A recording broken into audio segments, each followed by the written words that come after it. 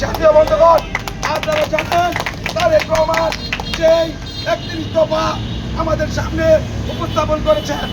গাজীপুর মহানগরীর গাছা মেট্রো থানা যুবদল সভাপতি পদপ্রার্থী রুবেল সরকারের নেতৃত্বে কয়েক শত যুবদলের নেতাকর্মী গাছার তারগাছ থেকে বোর্ড বাজার হাইওয়েতে মাদক চাঁদাবাজি সন্ত্রাস ও ছিনতাইয়ের বিরুদ্ধে বিক্ষোভ মিছিল করেছেন। শুক্রবার 28 ফেব্রুয়ারি বিকেল 5টায় বিক্ষোভ মিছিলটি গাছা রোডের সামনে প্রধান সড়ককে প্রদক্ষিণ করে এবং এতে দলীয় নেতাকর্মী সহ স্থানীয় জনগণের স্বতঃস্ফূর্ত অংশগ্রহণ দেখা যায়। মিছিল শেষে সংক্ষিপ্ত সমাবেশে রুবেল সরকার বলেন, গাছার মাটিতে মাদক সন্ত্রাস ও চাঁদাবাজিদের কোনো ঠাঁই নেই। আমরা জনগণের পাশে আছি এবং সব ধরনের অপরাধমূলক কর্মকাণ্ডের বিরুদ্ধে শক্ত অবস্থান নিব।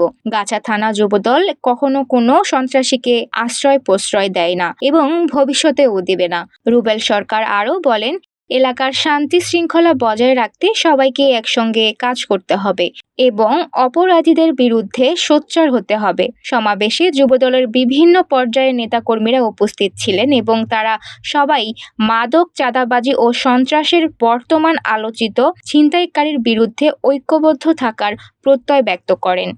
ফাল্গুনী আরা, তরঙ্গ টিভি।